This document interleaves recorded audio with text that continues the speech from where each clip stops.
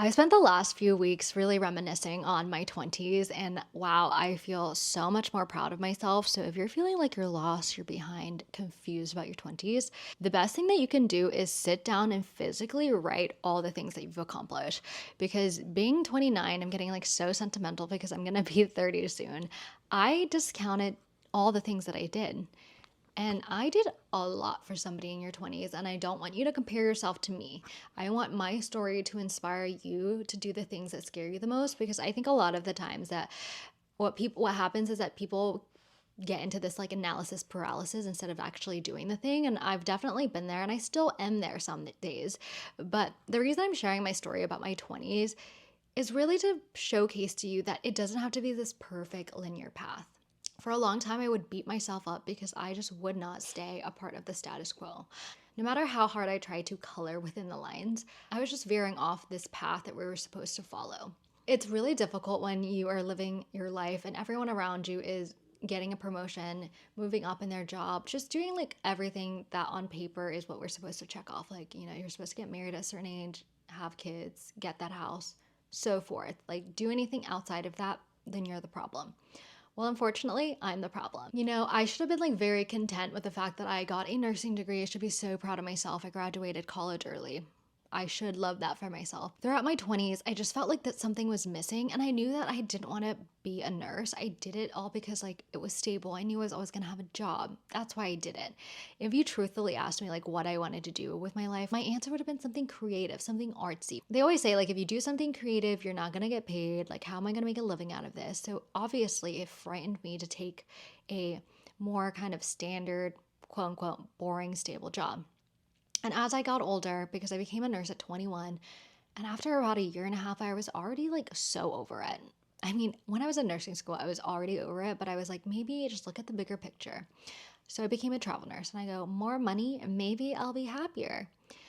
And when they say money doesn't buy you happiness, like they actually really do mean that. Granted, like money can alleviate a lot of issues, but I think about the people that have like endless amount of money and they always complain about not being happy. Like I get it, because in that moment in time, yes, I was making extraordinarily more than I had ever made, because granted, I was making $25 an hour as a nurse in South Carolina. And now I'm making, I think it was like 10 to 12 with like all the stipends and everything every month. So that was like a huge difference in pay. In that moment in time, I was still so unhappy with my life. I was so unfulfilled. And I didn't really know who I was. I didn't even know who I was. I didn't become comfortable with who I was until about last year. And even now, in this very moment, in this past week, I've become the most confident, most comfortable I've been in a very long time. Because every time I think I've leveled up, I really haven't. Because when you put yourself in those situations that make you very uncomfortable, like me recording in public, like I still have anxiety about it, but I keep doing this thing, exposure therapy, because at some point, it's not going to be your first time anymore. It's not going to be your second time, and it will feel less scary. So that's what I've been doing the last couple of weeks, especially after joining my friend on her +1 brand trip. I felt so uncomfortable. I was like, there's no way I'm meant to do social media, because I am so weird when it comes to like public settings and people putting their attention on me. Like I do great in my own home, no one's watching me, but if I want to become a public speaker, I better become really comfortable with myself in front of the camera and just having lots of people there, right? So in order to get over my fears, I've been like posting things that I've been posting on TikTok, on Instagram. And for some odd reason, like Instagram just gives me anxiety and posting on there, because most of the people that follow me know me in my everyday life. And for some odd reason, showing them my authentic self was giving me anxiety, as if like if they didn't like me, why would that affect me so much? And that was like a self-belief system that I really needed to break down. So I've been like forcing myself to post on there. Even though I don't want to, I've been doing it because I am signing with an influencing agent company this month. And one of the things they did ask me was like my Instagram metrics. And girly doesn't post on Instagram. Like I barely post any stories, because at some point in my adult life, someone made me feel bad about posting stories. Someone made me feel bad for posting pictures. And that was when I lived in LA. And I remember that moment in time, I just like stopped doing it because I thought it was cringe. But you know what? Who cares if you're cringe? When it comes to your social media, I like don't want you guys to be on social media where you're just scrolling away your life. Like I want you to document your life for yourself. Instead of thinking of social media as a way to clout chase or make you feel like you're so superior, think of it as a diary for when you're older so that when you can look back at your life, you'd be so proud of yourself and how far you've come. So that's the one thing I've done to really switch my mindset on the social media is to not think of it as this like self-absorbed place where I'm just like obsessed with myself. More so, I'm doing this to help other people who are in my same position that is feeling so lost, so confused in their 20s because gosh, nobody wants to admit that. Like I remember in my 20s and nobody wanted to tell me that they didn't like their life or their job. Everyone just kept it to themselves and wanted to portray this perfect, pretty life that they were in. So it was really hard to find anyone to relate to. And so me being 29 now, and I'm turning 30 in October, now that I'm I'm like 95% of the way like comfortable with myself. Like granted, I've still got some insecurities. I still have some self-doubt, but for the most part, I'm me. And I want to be your big sister. I want to be the person there for you to tell you that it is okay. It is okay if you decide that you do not want to color in the lines. It is okay if you don't want to do the formal path of what everybody else is doing, checking off the boxes. It doesn't make you less of a person. What I'm here to tell you to do is if you have a dream, you have a passion. And I want you to be realistic about it because, listen, everything I've done, like I wasn't blessed with a privileged life. I've worked really, really hard to be where I'm at. And even now, I feel like I always say I'm poor. Like literally, I feel like I'm broke. And I'm always doing things on a budget, but you've got to live your life. So there's a difference between being super cheap and frugal and you're being just like annoying, or there's like a healthy way of budgeting. I'm in the middle of like budgeting, you know? As much as I want to like pursue my dreams full time, I've got to be realistic about the adult responsibilities that I have, like paying my insurance and my mortgage, my HOA. Not fun things that we didn't really get taught when we were younger, that these are things that we're looking forward to as an adult, like me, right? Anyways, I'm saying this and let me just like start at the beginning of my 20s to give you an idea so that you don't feel like your life is a mess, because your life is not a mess once you hear about my life. And long story short, if you've got a short attention span, in my 20s alone, I moved 12 times. I lived in 5 different cities. If I include me living with my brother temporarily, that would be 6 cities. Don't even get me started on the careers, so let's start. When I was 20 years old, I was in an accelerated nursing program. I did the 2 years undergrad and then I transferred over, and it was a 16-month program to get a bachelor's in nursing. The reason I went into nursing was because when I was in college, they always ask you like what you want to do, what's your major, and I honestly had no idea other than the fact that I wanted to do graphic design, and my mom was like, you probably are not going to get a job. So I decided to just do nursing, and I really enjoyed sciences more than I thought. So I got in very, very competitive. I knew the moment I got into clinicals that I hated nursing with my entire soul. But at that point, I felt like I was already so far deep, and I would look like a loser if I went back to undergrad, and I would probably be like a senior, a 5th-year senior. And to me, I felt like that was embarrassing. Looking back, if you're in that position, be a 5th-year senior. Who cares? Stay in college for as long as you can because it was so fun. And I just think about like, wow, I wish I would have appreciated that time a lot more than I did. So now I'm in nursing school, and if you've been a nurse before and you've been to nursing school, it is the most horrific experience you could ever imagine. I don't even understand why they make it so incredibly hard because you don't even learn your nursing skills until you're a nurse. But they make nursing school like hell, truly. Like I would never go back. And that's why I've always been hesitant about getting my nurse practitioner degree because I'm like, one, it's so expensive, and two, I would have to experience that again. Like I don't know if I have the endurance for that. Granted, with everything else I've done, I probably should have the endurance, but like there's no way. I don't want to be a nurse. Anyways. So I graduated in 2016 at 21 years old. And at the time I remember in nursing school, I was like, maybe I'll become a doctor, become a surgeon. Then I figured out how long that would take. And I was like, never mind. You know what? The best thing next that I could do is become an OR nurse. I didn't get the first job that I interviewed for, and I was like devastated. But I didn't let that hold me back. So instead of like weeping on that and going on a med surg floor, because not happening on my books, I called the neighboring hospital. I called an HR person, and she was like, hey, I know this nurse manager. She works in the OR. It's like not the main hospital, but it's like a smaller one. Maybe she'll take you. Thank goodness Linda took me because she changed my life. I love her till this day. So I became an OR nurse. I did that for about a year and a half on $25 an hour. Like, what? On top of that, that was the year I paid off probably $10,000 worth of my student debt loan, making $25 an hour. And as I've been doing this recap on my TikTok, I forgot that in the year and a half that I was an OR nurse, I also decided that maybe I'd go to dental school.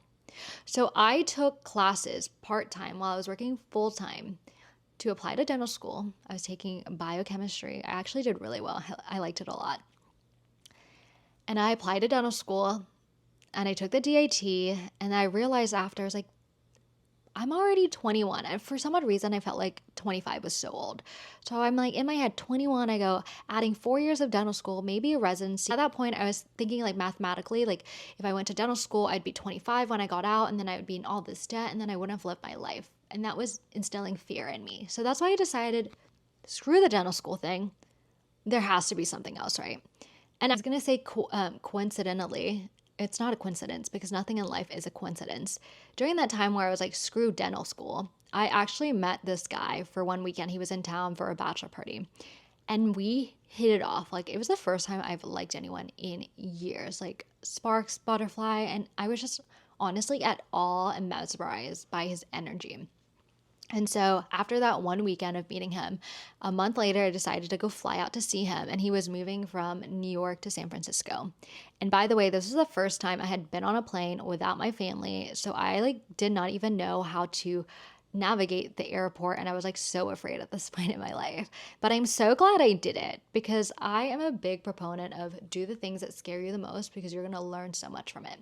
I had an incredible weekend. I went hiking. This is the second time I had hiked in the mountains, and it really just, I don't know, something about being in nature and seeing really beautiful things that are made from earth really just makes me so happy. I can't explain it other than you have to do it yourself.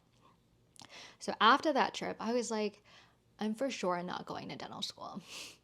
Instead, I'm going to be a travel nurse. And by the way, being a travel nurse, you needed 2 years worth of experience. And I had only been a year and a half.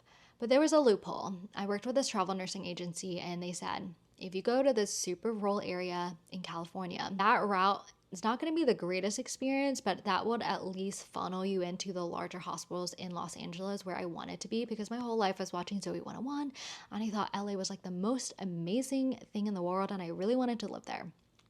Joke's on me, I really ironically, I will be planning to move back there, but at the time I did not realize how big LA was, and that's a story for another time. So I go do this assignment in the middle of nowhere. I drive across country with my brother, so grateful for him. And I'm in a little town called Portersville. I don't ever want to talk badly about the places I've been. The people there were really, really nice, but all I actually ever did was hike and went to Planet Fitness, and I just worked so much. It was 13 weeks. So I always said, you can do anything for 13 weeks. Felt a lot longer, but I eventually found one of my hiking friends through an app called Meetup. I swear I don't have any stranger danger. I met her up at 5 a.m. in a Starbucks parking lot. It's pitch black dark outside. Didn't even cross my mind that I was going to lose service, but I told my friend, hey, if I don't get back at a certain time, be worried for me. And I wouldn't tell my mom any of this stuff because I didn't want to worry her. I would worry my friends before I would worry my mom and then tell her the stories after. So I ended up being really close friends, Karina. She's the person I became my hiking buddy with. But after a while of hiking, as much as I love nature, I was getting sick of going to the mountains and getting up early. So halfway through my contract, I started driving down to LA, which was a 3-hour one-way round trip. And I started seeing my friend that I knew from college and staying with him on the weekends because I was there's no way I can spend another weekend doing nothing. It's probably the most in shape I'd ever been, actually. So I got through that assignment. And by the way, I was such a baby nurse. And wow, sorry, my ADHD. I didn't know anything. I had this nurse named Karen who basically taught me everything I knew. Because when I was a baby nurse and I was going to this hospital, they were operating as if they were in the dinosaur ages. They were using Meditech. And I just came from a hospital that had very not sick patients. And everything was brand new. And these doors I went from automatic doors to unautomated doors and just, I can't even explain. And I was on call and I was working I was waking up at like 2 in the morning, and I was doing that like every weekend because I had nothing else to do. I was like, I'll take all the call. Let me make all the money, right? Fast forward, that assignment's done. Now I've gotten accepted to a hospital in LA. So I'm officially moving to LA at the age of 22. I move in with my roommate. I love her. Sorry, I'm just reminiscing on all this. Me and her become like best freaking friends. We just automatically clicked, and I lived in West Hollywood at the time. It felt like I was living with her for years and years, but really, we only lived together for 6 months before she got laid off and she took a job where she had to transfer to New York. And it was so sad. So that stint between me and her like ended. And so I moved to a place in Santa Monica, which I had the worst roommate situation ever. So I did about a year in LA. And honestly, all I did there was like drink and party. I mean, I was 23. Like, what do you expect? And then right before I turned 24, I moved to San Francisco. I lived with 3 other girls. We lived in Pack Heights. I'm still really close friends with all of them. I don't know. I look back at that time in my life and I'm just like, wow. I really loved my stay in San Francisco because that was like the pivotal moment in my life where I started switching in my career. I was exposed to so many different career paths that I had not known before because all I've ever known is, nurses, doctors, lawyers, teachers, just really traditional jobs. But something about the Bay Area, San Francisco, Silicon Valley, everyone's so smart. Like, I met so many people that went to Ivy League schools, and I was just exposed to way more things that I had ever been. And so I learned so much about myself and everybody else and all the jobs that were available to the world that I was never exposed to before. The reason why I bring up San Francisco was because now this is COVID. San Francisco was the most monumental part of my entire 20s. COVID happened, they canceled my contract. I essentially didn't have a job, and I was paying so much rent. There was nothing to do, everything was shut down. I was also the most depressed I had ever been. Like, I would say that I was like suicidal depressed because me and my mom weren't really talking at that moment. Me and my mom like didn't even have like a really good relationship up until that point. Like, it got better because I was like further away, but like we really hadn't mended anything.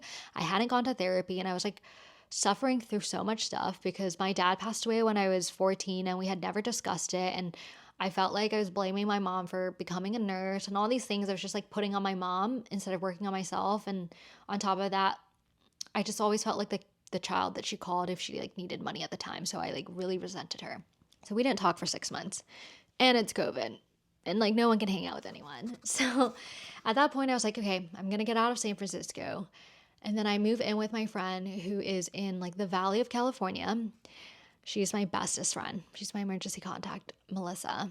She always houses me when I'm lost and confused. So I'm living with her from, I think it's like June to August, and I'm applying to jobs because I'm like, I can't go back to being an OR nurse being paid $25 an hour because at the time there were no OR travel nursing contracts. And I couldn't go back to my old life, not after being paid that much, right? So I sat down and did everything possible to break into tech. And by the way, at this moment in time, everybody was getting laid off. So despite knowing this, I didn't let that hold me back. So I reached out to different people that were hiring. Like, I learned about the different titles that were entailed, who was a director, a manager, VP, like understanding those different hierarchies within an organization was like super helpful. So I was reaching out to everybody that I applied to on LinkedIn. I would also like cold call them and tell them why they should hire me. And then I've even sent videos of the 3 reasons why they should hire me. I was basically just selling myself because I didn't really have any credential or background to sell myself other than like, hey, I'm going to be great at this. So eventually, like, I didn't get the first job that I interviewed for, but the second job that I interviewed for, I did get the job, but it wasn't easy by any means. In fact, the person who hired me made it so freaking difficult. Like, I'll never forget. So we had a great phone conversation, and he was like, yeah, let's do like an in-person interview. Ghosted me like 2 weeks. So I sent him a video, and then I called him.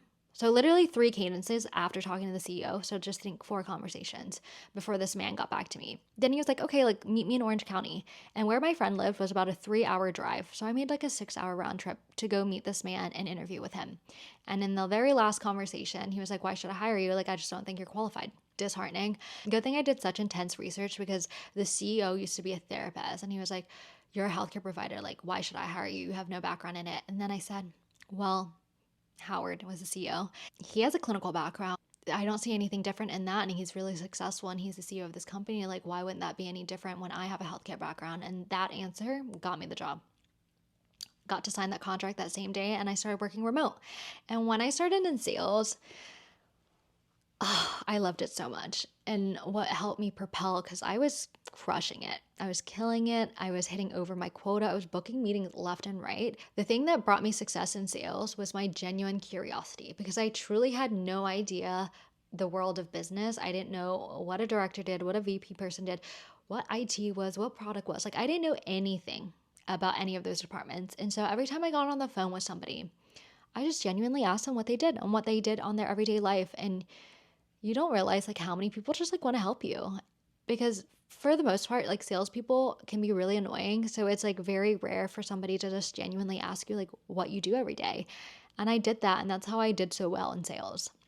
And I found out later like I had a really toxic work culture, because there were some people out there, like I found out later, they had a recording of me where they just like thought I was cheating on how I got meetings. And it just like, I don't know, my team itself, it felt like there was like some haters there, and it was just making things really uncomfortable. So when my CRO at the time left the company, I got the boot too, which really pissed me off. And so now I'm like back at square one, because at this point I had just got promoted into the next position, which is like SDR to AE, account executive. And you're supposed to be in that position for at least like a year, or most companies will make you restart and be an SDR. And I was like, I don't want to do that. Like, I just got promoted. Like, I worked my off, and now what do you mean I have to restart at square one because this toxic work culture? And if I had known anything about unemployment law, like I would have sued that company. Like, it was so messed up. Everything was just so high school, thinking, looking back at it, and I just wish I like knew more at the time. So now I'm unemployed. I I forgot to tell you guys this part. This is like COVID. I moved back to Charleston. I bought my condo for the first time by myself. I had like intentions of living there because there's like nothing to do. We didn't know when COVID was going to end. And this was like the best time to buy homes because I got a 2.5% rate. So at the time, I was like, yeah, let me settle down here. Then I met my ex, fell in love, and I was like, maybe this is the one. I'm a hopeless romantic, and we were just getting along so well. So then I move in with him after 4 months of knowing him. And by the way, we met on LinkedIn. Crazy story. Well, if there's one thing I've learned, never move in with somebody unless you've been with them for a year. Like, there's no need to rush love. Like, if someone loves you, they will work through things and do long distance with you. And I don't have any regrets from that relationship. I learned so much, so I'm not even going to say anything negative. So, moving on. So, I lose my job when I'm living with him in Los Angeles. So I'm unemployed, and getting a job is so difficult when you only have a few months of account executive experience, because they want you to start as an SDR, and I really didn't want to do it. So at that time, like, I had been unemployed for probably 3 months. So I just start picking up some old nursing shifts. I just work in the OR. I do some concierge IV. I actually landed a job as a nurse at this bougie urgent care for like celebrities. Granted, I had no business being there because I was never like I say like not a real nurse, because I worked in the OR. It's very different from an ER nurse, you know? So they actually terminated my contract for like 3 months there, because like honestly, like I could only do the house call stuff, like the IVs, but when it came to like the clinic triage stuff, like I was so underqualified, and I think they were just like looking for somebody who had that experience. So now I'm like, out of luck, no job again. Cool, sick. So I'm looking for a job. I'm interviewing again. And then I have some like personal family issues arise, and I had to fly home and deal with all of that. Meanwhile, having like relationship issues. It was all just too much all at the same time. But I eventually got a job, and I worked there for like, God, I worked there for like a month. Like, after interviewing there, and the interview took 3 months, they laid everyone off. And I go, my luck again. Like, really? So now I'm unemployed again. And also, I'm going through a breakup. So I moved back in with my friend in the valley, and I'm applying to jobs left and right. And then I finally get a job. The job was starting in the middle of August, and I was in that relationship breakup, and I just didn't want to go back to him. So I was like, I'm going to have to move to another state because I don't want to get back together, blah, blah, blah. So I moved to Denver. I'm 26 at this point, starting a new job. I just I just accepted my fate, and I had to just be an SDR again. I forgot to mention, like, I was offered another job, but they had froze hiring, which this all ties back into one, because as I'm working as this job as an SDR, I get a call from this publicly traded company that sells data, like huge company.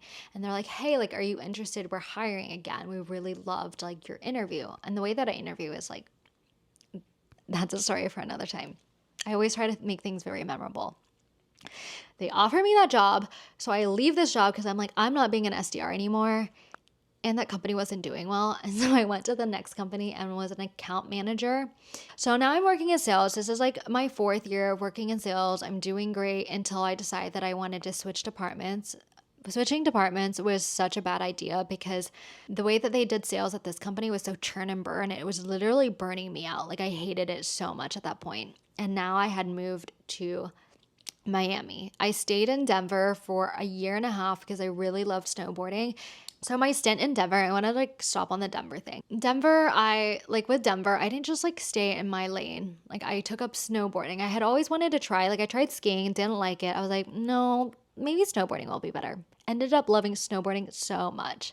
Like something about just concentrating on snowboarding was my therapy. I think also like I like to do things that scare me a little bit. Like if it doesn't instill fear, if I don't feel something, what's the point?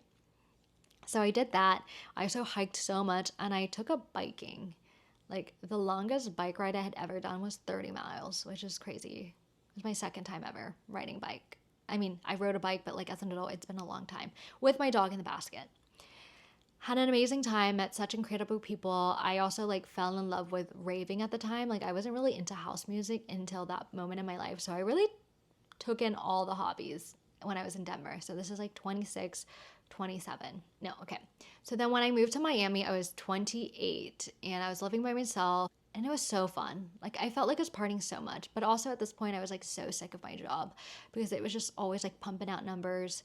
Everything happened for a reason. So I got laid off and I was like, wow, I'm paying so much money in rent. I'm paying $2,600, not including my utilities. And I wasn't really like motivated to find a job. And I was hoping maybe the social media thing would play out, but it really didn't at the time. So I had to get it together. But I also was like, I don't know. The job market was so hard. And I didn't know if I wanted to get back into sales. Like I really needed a corporate break. When in doubt, when I'm confused, girly goes travels. My first solo trip happened when I was in Denver. Like, wow, as I'm talking about this, like a lot of things happened for me in Denver. Like I said, the nature really just, I don't know, makes you become more self-aware of everything around you. After I got laid off, I found out a mutual friend of mine was like traveling Europe for like 2 months or 3 months. And I was like, hey, can I join you for one of them? And I went knowing that I was unemployed. I was like, screw it, let's go. After that, I was like, you know what? I'm going to break my lease. I got at that airport. The day coming back, I broke my lease. I had to pay too much money to get out of it, but I would have spent more money in the long run if I had stayed. So I broke my lease. I moved in with my brother in Georgia. I'm unemployed for 7 months. Like I honestly wasn't even motivated to look for a job. It felt really nice not to even look. I even hated when people asked me like, how's your job hunting going? Like, don't ask me, didn't really care at the moment. I was turning 29 and like everyone was so busy with their lives. Like all my friends were getting married, they had kids, and it just felt like nobody was available to do something with me. And honestly, at this point, I think I, for the first time, like started becoming so comfortable with being on my own. Like, you know, I used to be so petrified of feeling lonely. Like I hated it so much. That's the thing that like made me depressed, right? But this moment in time, like just because you're alone doesn't mean you're lonely. And so I booked a trip like 2 weeks before my birthday in October and I went to Japan by myself. And that trip alone has made me grow in so many ways that I can't even describe. Like if you're thinking about going on a solo trip, just do it. And when people ask me like, how did you go about doing that? Did you plan anything? No, I didn't plan anything. The only thing I planned was my accommodations of where I wanted to stay and like a general idea of where I wanted to travel to. But as far as like how I was going to get around, what I was going to do exactly, no idea. And what you've got to learn in your 20s is that having no plan is the plan. I think so many people just get so fixated on having exactly the coordinates of what to do, when to do it, that you guys just don't end up doing it. I'm somebody who has anxiety. Like as much as I try to control it, there are moments where like my anxiety just takes over. But I actually appreciate those moments at times because once you push over that anxiety, you won't have that anxiety in that moment anymore. So I remember the first half of my Japan trip, like constantly anxious because I didn't want to get lost. I didn't want to get kidnapped. But towards the half of it, I was like, oh my gosh, like I did this. Like you are such a baddie. You did this by yourself. You did it alone. Like you should be so proud of yourself. So, what I'm trying to tell you is by sharing my entire stories of my 20s, I hope that you don't feel like your life has been a waste or that you're behind in your life or because you're not where you want to be in life. There is no perfect answer, and I don't think I'm meant to stay as a nurse forever. Let's be honest, like it's not happening. My goals in life is to help other people, just like me, who's feeling this way. I want to become a public speaker. Do I necessarily want to do the social media influencer thing all the way through? Probably not. Like, I want to be an author, I want to be a writer, I want to make a podcast to inspire other people in my position. That's what I would like to do with the influencing power that I have. That's my goal in life. I want to kind of be like a coach, like, talk you through some hard times because the only person that's going to understand your tough moments is somebody who's gone through the exact same thing. And for some odd reason, the universe said, we're going to make Fiona's 20s the most difficult it's ever been so she can talk about these experiences. She can change lives. Like they said, most public speakers don't just grow up one day and say, hey, I want to publicly speak. You can't be a public speaker if you don't have a story, if you haven't gone through something. And I think there's a reason why I had to go through all of this so I can be exactly here right now talking to you guys about my experience.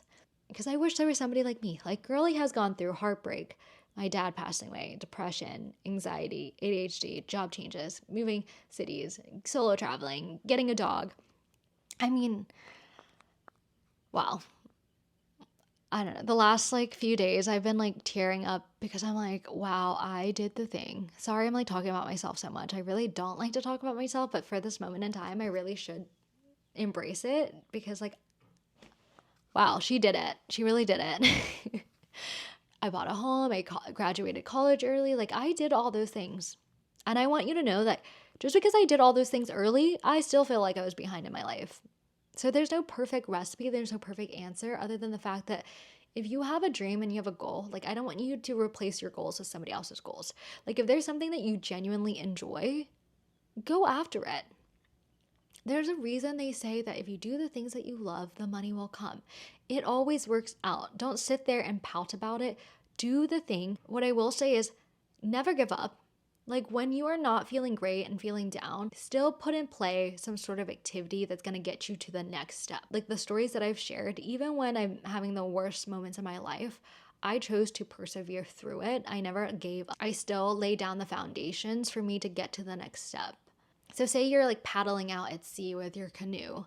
Yeah, you could sit there and just drift away to the middle of nowhere. But if you choose to paddle your way to the shore little by little every day, you'll get there. You'll get back to shore. That's what I did with everything in my life, and I didn't let one thing hold me back. I wasn't going to be the prisoner of my past. I wasn't going to let my adversity slow me down. I wanted to be bigger and better, and I always just thought to myself, I'm meant for so much more. I don't know, in my core, I've always thought to myself that I was meant for so much more, that I was going to make an impact on people's lives, and I didn't know how. I've always wanted to help people, and for the first time, this is what I think I was meant to do. I was meant to inspire you guys with my stories, my tragic stories. And I was here to be there for you guys, to tell you that it's going to be okay. Your 20s are going to be the best and worst years of your life. But if you take the leap and you do the things that scare you the most, I promise you, the other side is going to be so much sweeter. Love you. Bye.